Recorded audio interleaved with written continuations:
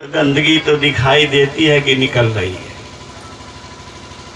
लेकिन मन रूपी मैल कैसे निकलती है? गुरु के पुकार से, मंत्र जाप से, गुरु गुरु बोल से। ये विचारने की चीज है। गुरु महाराज के शब्द पर ध्यान देंगे। अति पावन गुरु मंत्र मन ही मन जाप जप। सतगुरु सतगुरु नित ही पुकारत, छीजत पाप समूह रहे। मन शुद्ध हो रहा है कि नहीं? पाप छीजने का मतलब क्या हुआ? मन शुद्ध होना ना।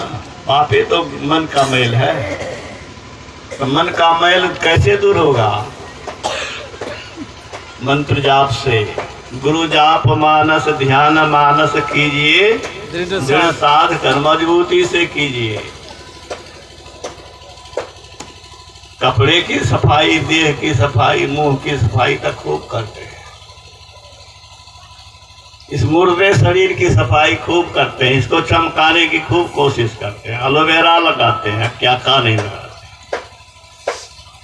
लेकिन जिस मन के कारण दुर्दशा है, दुर्दशा किसके कारण होती है? हमारी होती है इस मन के कारण। और इनका जो साथी 5 आप भजन में सुन रहे थे, इंद्रियां 5 विषय ललचाती है। मैं बराबर कहता हूँ संसार के भोग कि इंद्रियों के माध्यम से हमें ललचाती है, भरमाती है, भटकाती है और दुर्दशा कराती है। उससे उबरने का प्रारंभिक साधन यही है। मानस जाप और मानस ध्यान से मन शुद्ध होगा। जिसका मन शुद्ध होगा उसी को अंतः प्रकाश झलकेगा। मन स्थिर होगा। एकाग्रता का अभ्यास है। जब आप एक शब्द पर आते हैं, सारे शब्दों को, सारे रूपों को छोड़ करके एक नाम, एक मंत्र, एक रूप पर आप अपने आप को कंसंट्रेट करते हैं, तो क्या करते हैं? एकाग्र करते हैं। एकाग्र होने का मतलब क्या हुआ? सिमटना।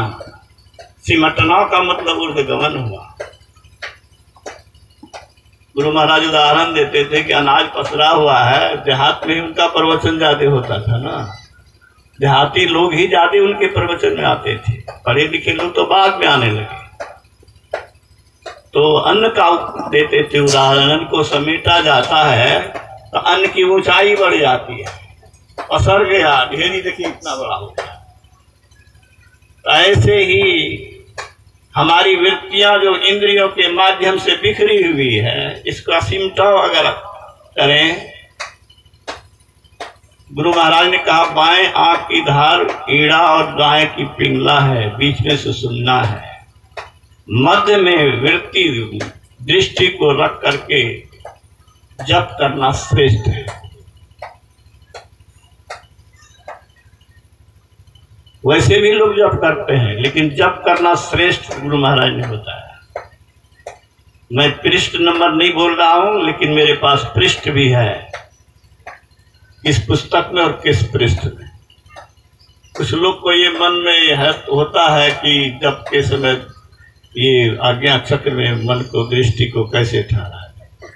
तो भ्रम का निवारण कर लीजिए। गुरु महाराज का ये शब्द है, गुरु महाराज का निर्देश है, श्रेष्ठ है। कैसे भी जप कीजिए वो ठीक है। अंधकार को देखते हुए आप जप कीजिए, ऐसे भी कहा जाता है। लेकिन श्रेष्ठ गुरु महाराज ने माना है बाएं और दाएं को छोड़ के मध्य में वृत्ति को रख करके जप।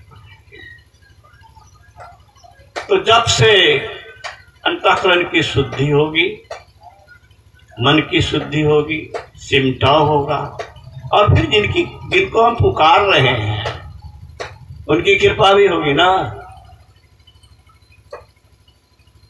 वैसे तो यूं ही कृपा करते हैं गुरु।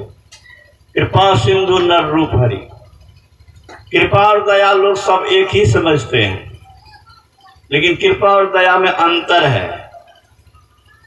ये मैं नहीं कह रहा हूं, ये गुरु महाराज कह रहे हैं।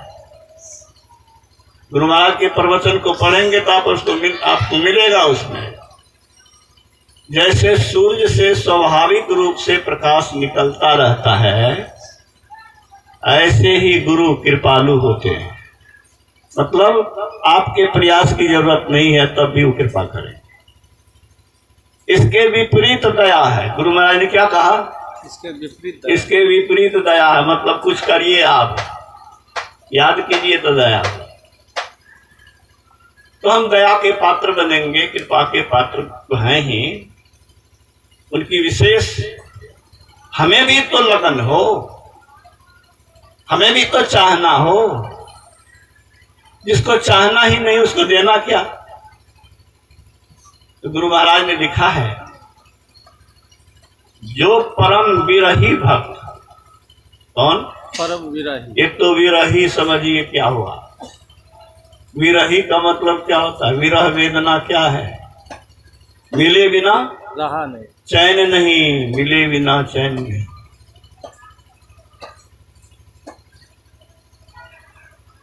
अगर मेरे पास पंख होता, मैं चिड़िया होती तो उड़ के तेरे पास चला जाता। विरही भक्त लिखता है, विरही प्रेमी लिखता है, लिखता था, पढ़ने सुनने को मिलता था। If I were a bird I fly to you, चिट्ठी में लोग लिखते थे। विरह, मिलने के लिए विरह। गुरु महाराज को मिलने के लिए विरह थी। तो गुरु महाराज ने कहा कि जो भक्त परम विरही हो करके अंतर पथ पर चलता है, प्रेमावेश मोमेंटम पर है। साइंस के लोग मोमेंटम पर है, इसमें कोई मोमेंटम नहीं है, पड़ा हुआ है। लेकिन इसकी स्पीड जितनी अधिक होगी उतना ही इसका ताकत, बोलिए, बढ़ेगी। डेला अस्थिर से मारिए, अडेला जोर से मारिए। वेग बढ़ेगा तो मोमेंटम, उसकी ताकत बढ़ेगी। तो गुरु महाराज कहते हैं कि प्रेमा वेग से जो अंतर पथ पर गमन करता है, उसके लिए ज्योति ब्रह्म ज्योति खुल जाती है। लागला प्रेम आवेग बनेल हो, अपने मन में विचारिए। बाबा के भजने सुने ले बेसी लोग ले आ, इहो हमरा लोग कहल के बाबा भजन और गाबियो।